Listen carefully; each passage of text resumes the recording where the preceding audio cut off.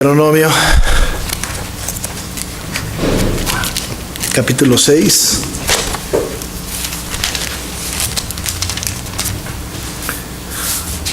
Y voy a leer los versículos 10 a 25. Es Deuteronomio 6, 10 al 25. Voy a leerlo para que escuche con atención esta porción de la Escritura.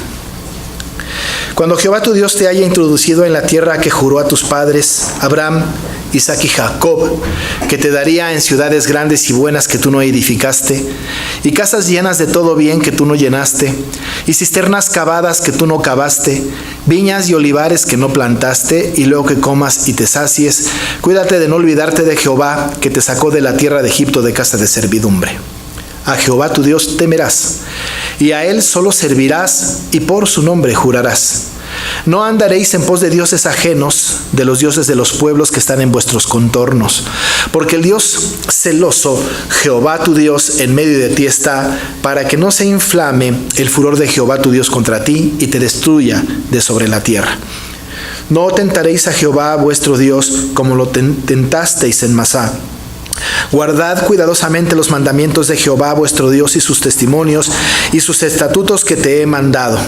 Y haz lo recto y bueno ante los ojos de Jehová, para que te vaya bien y entres y poseas la buena tierra que Jehová juró a tus padres, para que él arroje a tus enemigos de delante de ti, como Jehová ha dicho. Mañana cuando te preguntare tu hijo diciendo: ¿qué significan los testimonios y estatutos y decretos que Jehová nuestro Dios os mandó? Entonces dirás a tu hijo: nosotros éramos siervos de Faraón en Egipto, y Jehová nos sacó de Egipto con mano poderosa. Jehová hizo señales y milagros grandes y terribles en Egipto, sobre Faraón y sobre toda su casa delante de nuestros ojos. Y nos sacó de allá para traernos y darnos la tierra que juró a nuestros padres. Y nos mandó Jehová que cumplamos todos estos estatutos y que temamos a Jehová nuestro Dios, para que nos vaya bien todos los días y para que nos conserve la vida como hasta hoy. Y tendremos justicia cuando cuidemos de poner por obra todos estos mandamientos delante de Jehová nuestro Dios, como Él nos ha mandado. Ustedes pueden ver en el boletín, en el orden del culto, que el tema es de la adoración religiosa. La semana pasada vimos o hablamos de la libertad de conciencia, la libertad cristiana. En realidad, el capítulo que sigue abarca dos temas. Uno, no lo voy a tratar ahora porque lo hemos tratado ya en algunos cultos de la mañana, que tiene que ver con el día de reposo. Técnicamente, o así está expresamente en la confesión, el capítulo es de la adoración religiosa y el día de reposo. Ambas cosas tienen que ver una con la otra, pero solamente abordaré este tema a partir de la adoración religiosa. Quiero citarles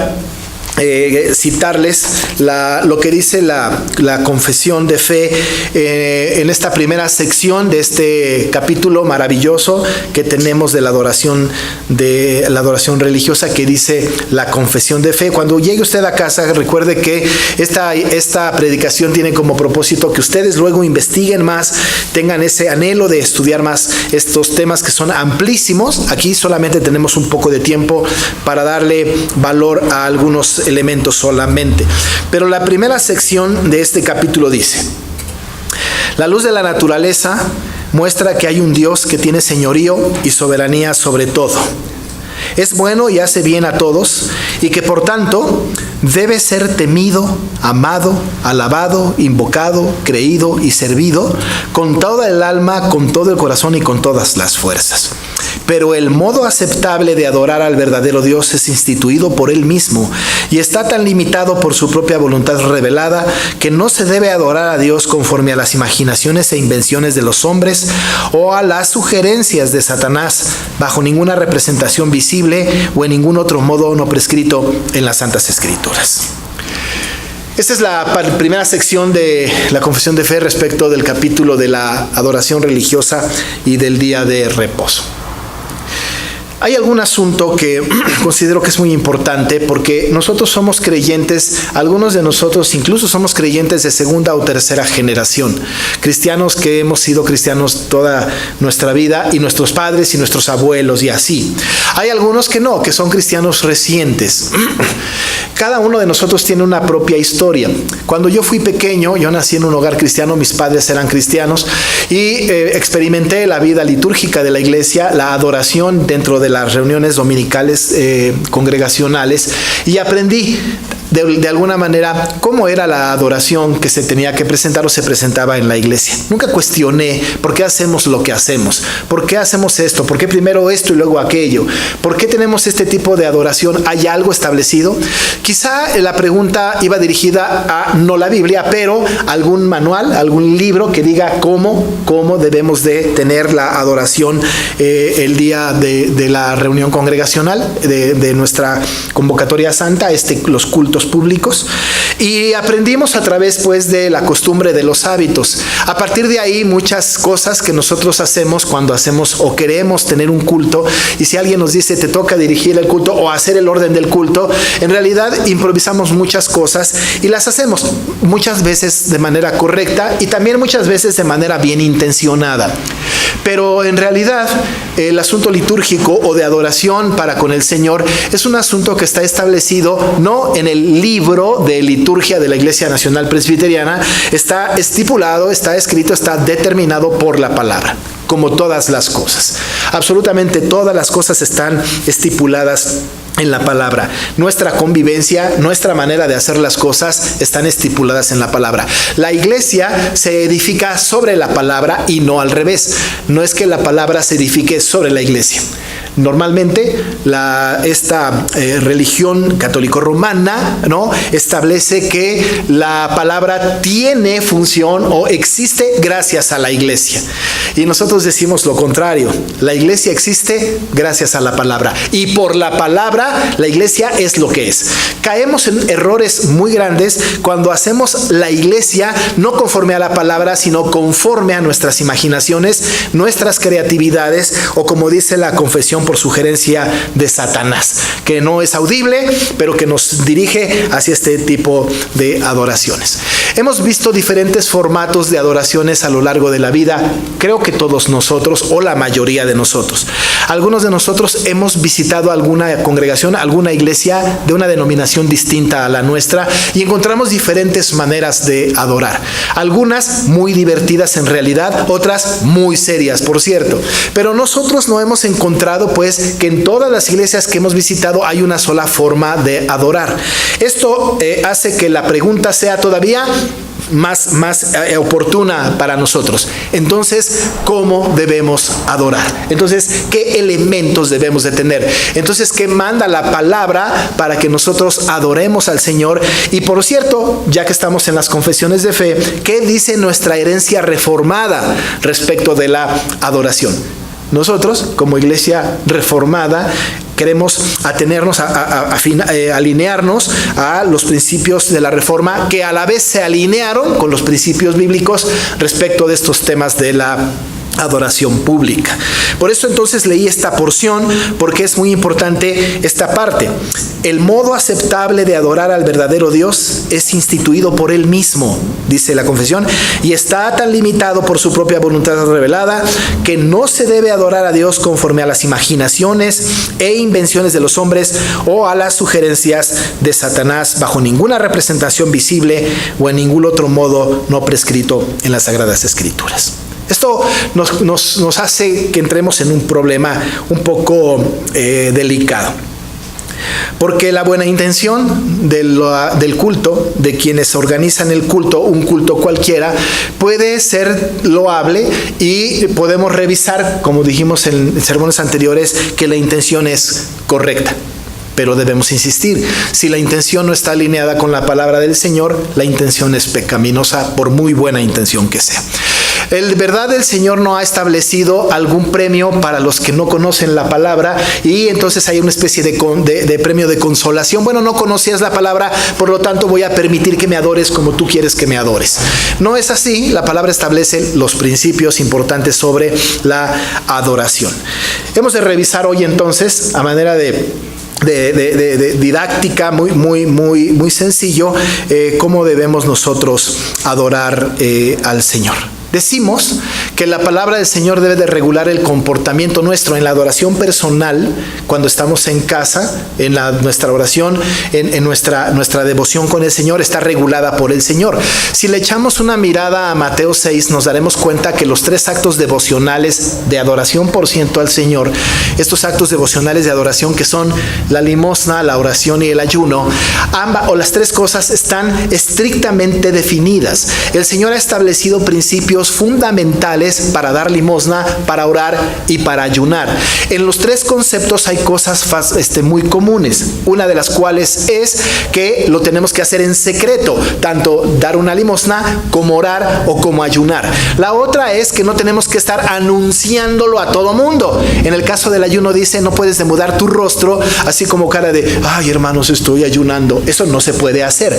Tiene que ser alguna cosa no avisada, no anunciada, no anunciada con trompeta. La gente que da limosna, ¿no?, que entrega algo, no debe de sacarse una selfie, ¿no?, con la ayuda que le estoy dando al que está necesitando, porque esto dice la Biblia en ese mismo texto, que no sepa tu izquierda lo que hace tu derecha. Lo que significa es autoengáñate incluso, ¿no? Y la oración dice, métete a la cámara secreta y haz oración allá en privado, y el Señor te va a escuchar, ¿no? Es decir, hay cosas en común. La adoración personal, la adoración en casa, la adoración de cada uno de nosotros es fundamental y está determinada por el Señor. El Señor la determina. No es de esta adoración de la que voy a hablar, pero de la adoración que hablaré, porque está ligada con el día de reposo, tiene que ver con la adoración del culto público. Todo lo que hacemos en el culto público, entonces está regulado, absolutamente todo está regulado por el Señor. Afortunadamente tuvimos el tema, y habría que leerlo un poco más la semana pasada, de la libertad de conciencia. Hay cosas que tenemos que hacer que no están estrictamente estipuladas en la Biblia, pero que de manera implícita están, y tenemos que ser conscientes y tenemos que ser sensibles a lo explícito, pero también a lo implícito. ¿Cómo es lo implícito? Quizá emulando o imitando o haciendo nuestras los hábitos, aunque no sean mandatorios, de la primera iglesia de los primeros siglos. Pero hay cosas bastante explícitas. Y la mayoría de la adoración está explícita. Así es que la palabra regula nuestra adoración.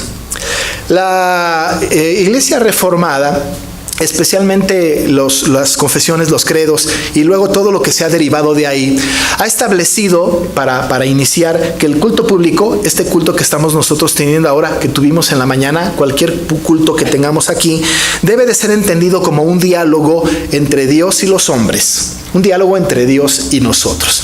Es muy importante este principio, está dentro del principio de establecer esta relación con Dios.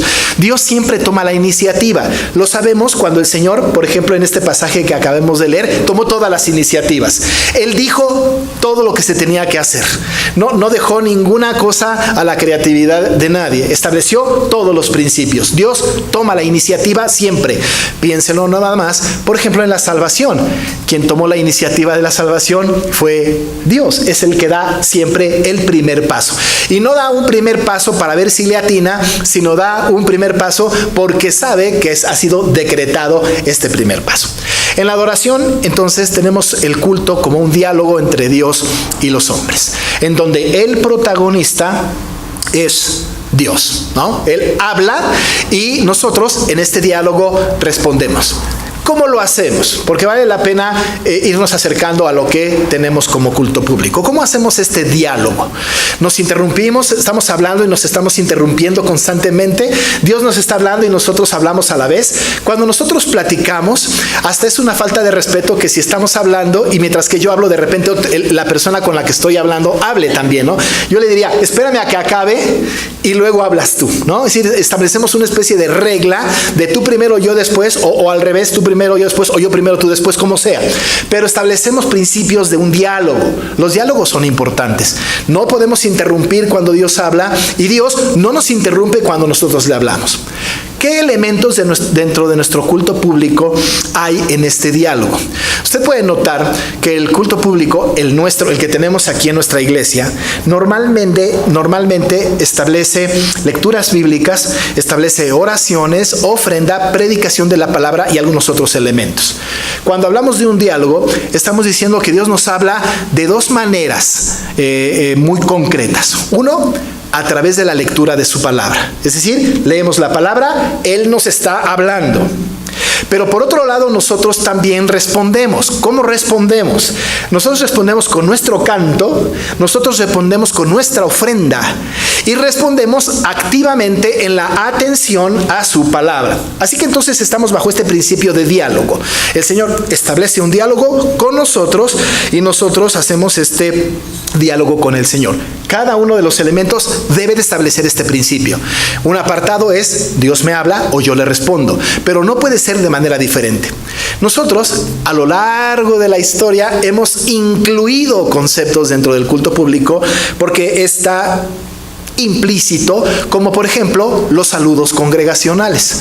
En los saludos congregacionales, pues Dios no nos está hablando, nosotros no le estamos respondiendo a Dios, más bien es un asunto entre nosotros. Es decir, ustedes y yo, ustedes y entre ustedes se saludan, es entre la misma iglesia. Pero bueno, dentro de los cultos públicos, incluso en la adoración en el Antiguo Testamento, era bueno y delicioso habitar los hermanos juntos en armonía. Y había este ósculo santo, incluso había este saludo maravilloso que establece un vínculo espiritual en una reunión de esta naturaleza congregacional. Sin embargo, hay otros elementos que no deberían de estar en el culto público. Pero hacemos pues la lectura, Dios nos habla, nosotros en la oración contestamos al Señor, Él nos habla a través de su palabra, nosotros contestamos en la lectura o lo que sea con la oración y al final tenemos una adoración perfecta. Cuando estamos en el culto público, tenemos que tener en mente que estamos ante el Dios Trino. Cuando estamos en esta posición del Dios Trino, tenemos que entender que estamos rindiéndole adoración a la Trinidad completa. Por eso al final del culto tenemos una doxología normalmente, o procuramos tener, o deberíamos de tener una doxología trinitaria, ¿no? Cantamos a Dios el Padre Celestial, al Hijo nuestro Salvador, al Espíritu nuestro Consolador. Hacemos una doxología trinitaria. Tenemos una bendición pastoral que yo termino y siempre hago la oración pastoral trinitaria. Es decir, que adoramos pues al ser de Dios completamente. En este diálogo que se establece de Dios con nosotros, debe de haber esta interacción. Nosotros le respondemos a Dios lo que Él nos habla a través de su palabra. No es malo. Incluso es bueno tener lecturas largas, lecturas completas, porque el valor más importante que tenemos como iglesia es su palabra. Es el valor más importante. Hay iglesias, hay muchas iglesias, yo he ido a algunas de ellas, que tienen mucho más canto que lecturas bíblicas. Hay iglesias en donde se lee un versículo o dos y se hacen cantos que se repiten 5 veces, ¿no? Es decir, hay un desorden normativo o regulativo del culto, en donde ahí es donde vemos la prioridad del culto público. En este diálogo, Dios es el más importante, Dios es el que toma las iniciativas. La iglesia sana, bajo este principio de diálogo, tiene que ser consciente de 4 cosas importantes. Una iglesia sana, que está en una verdadera adoración religiosa determinada por el Señor, lee la palabra. 2, predica la palabra. 3, ora la palabra. 4, canta la palabra. Y una más, 5, ve la palabra. Voy a dar un pequeño esbozo de cada una de estos conceptos, porque son importantes en un culto público. Ya dijimos los elementos. Una iglesia sana, con un método regulativo del culto público, lee la palabra, predica la palabra, ora la palabra, canta la palabra y ve la palabra. Si consideramos que la palabra es el valor más alto, ¿no? Para nosotros, no tenemos un valor mayor que este, entonces tenemos que dejarnos dirigir por la Biblia. Es muy importante dejarnos dirigir por la Escritura, porque es la Escritura el que norma nuestra vida. Ya dijimos, y lo hemos dicho en el pasado, decimos algunas veces nuestra regla de fe y práctica, ¿no? Y es correcto, la Biblia dice qué debemos creer y la Biblia dice cómo debemos actuar. Incluso desde el punto de vista negativo, qué no debemos creer y cómo no debemos actuar. La Biblia establece todo este principio. Así que en una adoración religiosa correcta está leer la palabra, como ya lo hemos repetido, predicarla, orarla, cantarla y ver la palabra. Al estudiar esto, tenemos que hacer una reflexión introspectiva en nuestra propia vida, en nuestra propia iglesia, para ver si estamos cumpliendo con estos principios de la adoración congregacional, la adoración pública. Lo primero entonces es leer la palabra. Una iglesia santa, santa, lee la palabra. Cuando Pablo le habló a Timoteo, le dijo en 1 de Timoteo 4:13, entre tanto que voy, ocúpate en la lectura, la exhortación y la enseñanza. Una de las tareas que le dijo Pablo a Timoteo es, ocúpate en la lectura. No cualquier lectura, la lectura de la palabra. La lectura de la palabra es fundamental en un culto público. Si no hay lectura de la palabra, no es culto público.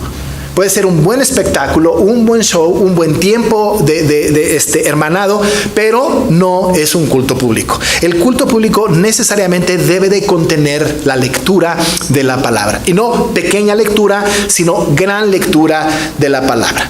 Una lectura completa, bajo todos los principios. Cuando oramos, cuando hacemos confesión, cuando damos ofrenda, cuando está la predicación, prácticamente la palabra abre cada uno de los conceptos del culto público y los introduce en un ambiente completamente escritural y nos hace y nos dirige más bien en lo que Dios quiere o la intención que Dios tiene para nosotros. La palabra pues es fundamental. La iglesia debe de permanecer con la lectura de la palabra absolutamente.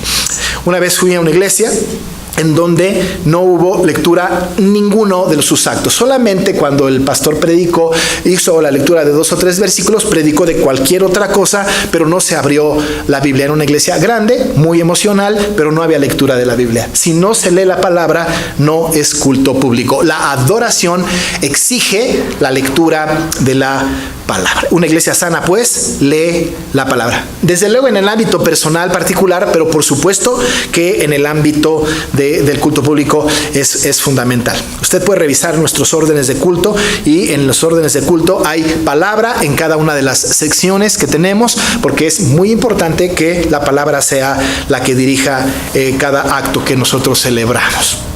La segunda cosa es que una iglesia sana predica la palabra, predica la palabra, ¿no? También Pablo a Timoteo le instó, le dijo que prediques la palabra, le dijo que instes a tiempo y fuera de tiempo, redarguye, reprende, exhorta con toda paciencia y doctrina. La tarea que le dio Pablo a Timoteo es que prediques la palabra. Miren qué importante es esto. La palabra predicada. Cuando hablamos de la palabra predicada, estamos hablando del consejo de Dios para nosotros, la orden de Dios para nosotros, la exhortación de Dios para nosotros. No solamente esto, sino la edificación de Dios para nosotros. No hay posibilidad de que las almas sean cambiadas, ya sea una persona que no es creyente, que cree en Cristo, o nosotros que debemos transformarnos y que tenemos que mejorar en nuestra vida de santificación. No pudiese ser posible si no está predicada la palabra. La predicación anecdótica, la predicación humanista, la predicación moralista no es un concepto que esté dentro de la palabra. No, el Señor no nos llamó a los predicadores para ser motivadores de una congregación, llamó a los predicadores para ser proclamadores del evangelio, proclamadores de la palabra. Y en la iglesia debe ser predicada la palabra y nada más que la palabra. No nos interesan las historias personales del predicador, no nos interesan sus experiencias en el trabajo, no nos importa cómo enfrentó una que otra circunstancia si la palabra no está involucrada. La palabra debe de ser absolutamente necesaria, preponderante en el culto público. En el concepto de la liturgia, se ha dicho después de la Reforma, se estableció como un principio, aunque ha existido siempre, que en un culto público la palabra de Dios es central. Y déjeme decirle, cuando yo estaba estudiando liturgia en el seminario hace muchísimos años, yo recuerdo con mucha claridad a un profesor que hablaba de este tema y decía al respecto de esto: la predicación tiene que ocupar el mismo tiempo o más que el resto del culto. ¿Qué significa? Si el culto dura 1 hora, la predicación tiene que ser de 31 minutos en adelante. Es decir, tiene que ocupar el mismo o más tiempo. ¿Por qué? Porque es lo más importante dentro del culto público. Cuando la predicación son 10 o 15 minutos y la adoración y todo alrededor se convierte en 1 hora y media, esto está lejos del principio de que la palabra es central en el culto público. La palabra tiene que ser fundamental, central. No significa que tiene que estar en el centro del programa. Significa que tiene que ser lo más importante del programa, lo más fundamental a lo cual tenemos que cernirnos. Todo el culto tiene que ser dirigido hacia la proclamación de la palabra, porque la palabra predicada es el elemento transformador que Dios utiliza para la vida de la congregación cuando nos reunimos cada domingo. La palabra entonces tiene que ser un hábito sano de la iglesia en este concepto de la adoración. Solo la palabra. La palabra debe de ser suficiente para moldear nuestro carácter. Cuando hacemos psicología de la palabra, cuando hacemos filosofía de la palabra, cuando hacemos humanista a la palabra, estamos desviando nosotros el camino. No sé si usted pudiera estar contento si yo un día llegara disfrazado de algún personaje de cómic para predicarles y hacer una expresión visual. Me parece que ese día sería mi último día en la iglesia. Pero la palabra tiene que ser el centro. Las miradas tienen que estar puestas en la palabra. La palabra tiene que ser lo más importante en el culto público. Así que hemos dicho leer la palabra, hemos dicho predicar la palabra, pero la otra cosa que es importante es orar la palabra. Dado que la oración es medio de gracia también, junto con la proclamación de la palabra y los sacramentos, orar la palabra es fundamental. ¿Cómo es esto?, diríamos nosotros. No podemos nosotros encontrar en la Biblia ningún pasaje que diga: ora como te lo imagines.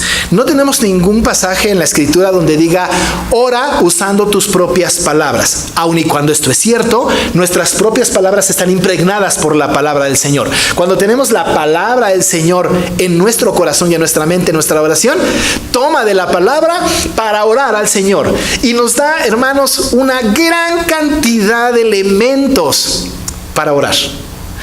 Una cosa que me ha gustado mucho es un libro que se llama Ora con los ojos abiertos, y establece el autor que a veces nosotros, cuando oramos, tenemos 2 o 3 atributos solamente para dirigirnos al Señor, como si el Señor solamente fuera esas 2 o 3 cosas, ¿no? Decimos cosas como: Señor, tú eres grande, y no pasamos de que eres grande y maravilloso, y grande y maravilloso, cuando tiene muchos, pero muchos atributos. Los salmos nos ayudan para que podamos encontrarnos con un Dios que es maravilloso, que es roca fuerte, que es refugio, ¿no es cierto? Que es libertador, que es redentor, que es soberano, que es justo, que es santo, que es misericordioso. Tenemos una gran cantidad de lenguaje bíblico para que podamos dirigirnos al Señor creador del cielo y de la tierra. Tenemos que revisar los salmos para ver cómo David tenía una gran cantidad de elementos para dirigirse al Señor. Orar la palabra es fundamental, ¿no? Cuando hacemos la oración más en el culto público, la palabra tiene que estar involucrada. Tiene que estar involucrada. Oramos con la palabra. La oración intercesora, por ejemplo, está con la palabra, contiene la palabra, y me parece que este es un principio fundamental para la verdadera adoración. La oración orando la palabra es muy, muy, muy importante. La cuarta cosa es cantar la palabra. Cantar la palabra. Pablo le recomendó a los efesios, ¿no?, que tenían que estar hablando entre vosotros con salmos, con himnos y cánticos espirituales, cantando y alabando al Señor en vuestros corazones. Cantar la palabra. Esta parte, amados hermanos, es la más conflictiva, es la más difícil y es la más violada. Porque normalmente cantamos otra cosa. A veces cantamos algo completamente diferente a la palabra. No estamos tampoco cayendo en el extremo de la iglesia reformada, en donde solamente se cantaban cantos ginebrinos, el salterio. Imagínese usted que nosotros encontráramos metrificados los salmos, puestos con la música que se cantaba en la época de la Reforma. Son tonos menores, muy lentos, y en verdad son muy aburridos. Pero tiene el contenido de la palabra. Y en aquel tiempo se cantaban solo los salmos. Solo los salmos. Los salmos pues eran el himnario de las iglesias reformadas y nada más cantaban los salmos. Poco a poco empezaron a entrar dentro de la adoración pública cantos que no necesariamente estaban literalmente escritos en la Biblia, pero que tenían algo que les daba valor. Y el valor que tenían es que hablaban de una doctrina centrada en la Biblia, o hablaban de un texto de la Biblia dando una adoración al Señor en el canto congregacional. El canto congregacional tiene que ser tan cuidado que tenemos que entender que el canto es una respuesta a Dios. No es un acto de petición, es un acto de respuesta a Dios, en donde Dios recibe la honra y la gloria. Le cantamos: soberano Señor de los mundos, eres mi Rey soberano, ¿no? Hablamos de estas cosas, hablamos de los beneficios que el Señor nos da a nosotros. Grande es tu fidelidad. Cantamos: santo, santo, santo, Señor omnipotente. Y los himnos maravillosos que tenemos reflejan el carácter de la iglesia en su relación con Dios. Cantamos la palabra, tomamos de la palabra y cantamos de la palabra. Pero hoy día, pues hay cantos que no están en la Biblia, ¿no? Ni siquiera tienen principios bíblicos. No sabemos si el cantante le canta a la novia, a Dios o a Satanás. A cualquiera que le pongamos se acomoda el canto. Pero tenemos que tener cuidado de que cuando cantemos, y según el principio regulatorio de la adoración religiosa, es cantar la palabra. Que el canto que vamos a cantar tenga sustento completamente bíblico. De otra manera, no deberíamos cantar ese texto. No debemos cantar, cantar himnos o cánticos que incluso vayan en contra de la palabra, y de estos hay una gran cantidad. Incluso son de los más populares, de los más conocidos, de los que usted tiene allá en casa en un CD o en un USB o en alguna cosa de estas, ¿no? Están muy lejanos a el orden establecido por Dios de cantar la palabra. Esta es una de las cosas más importantes. Dicho sea de paso, es muy importante que al cantar la palabra los cánticos sean congregacionales, ¿no? Tenemos que alabar en la congregación de los justos, dice el Salmo, ¿no? Todo lo que respira, dice la palabra, alabe a Jehová. El canto congregacional es muy importante. Sí es importante el canto del coro, sí, está bien, nos dirige a la adoración. Es importante un solista que cante, sí, cuando nos lleva a la adoración. Si tiene como propósito lucirse o tiene como propósito ser protagonista, el canto no es conforme a la adoración pública. Déjeme decirle que hay iglesias en Europa, no conozco, pero es sabido, y también en la época de la Reforma, que el coro y los instrumentos de coro no estaban al frente, estaban en la parte de atrás, en la galería de una iglesia, de una catedral, y allá se escondía. Nadie veía el coro, pero se escuchaba el coro, porque querían evitar a toda costa que hubiese un cierto protagonismo de las personas que cantaban. La adoración tenía que ser dirigida al Señor. En nuestras iglesias, ¿no?, hacemos algo diferente, tenemos el coro enfrente, ¿no? El día que hagan una reverencia estamos perdidos. Pero el asunto es que el canto coral, el canto congregacional, el canto grupal debe de ser en adoración al Señor, y tiene que ser cantada la palabra. La palabra es fundamental en el canto congregacional. Y la última cosa, ¿no? Ya hemos dicho leer la palabra, predicar la palabra, orar la palabra, cantar la palabra, pero también es ver la palabra. Y ustedes dirán, ¿y cómo se hace eso? ¿Ver la palabra es ver la Biblia?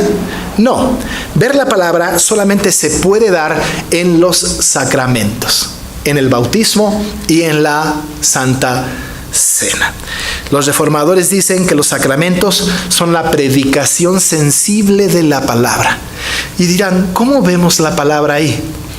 Ustedes se pueden dar cuenta cuando hay bautismos, que es lo menos que tenemos aquí, pero cuando hay bautismos y Santa Cena, tenemos elementos visibles. Hay una escenificación. Tenemos jugo, que representa la sangre, tenemos pan, que representa el cuerpo de Cristo. Con el agua estamos representando también este acto de purificación del Señor para con nosotros. Es sensible. La vemos, pero ¿qué cree? No solamente la vemos, la sentimos.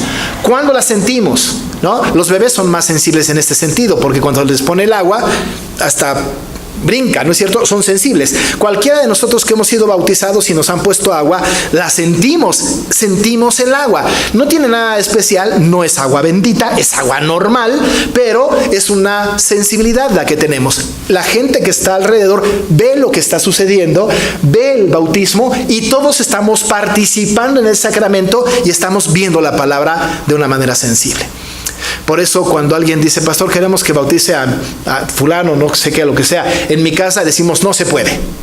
Porque el sacramento es congregacional, porque tiene que hacerse en presencia de la iglesia, porque todos somos bendecidos por el bautismo, no solamente la persona bautizada. Ahí se ve la palabra. Y en cuanto a la Santa Cena, es exactamente lo mismo. Representamos el sacramento. ¿Y dónde está la sensibilidad?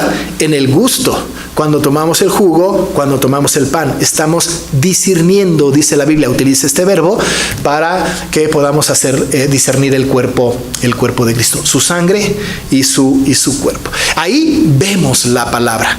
Cuando se utilizan los sacramentos, cuando están los sacramentos en el culto público, deben de venir acompañado de una pequeña reflexión de la palabra.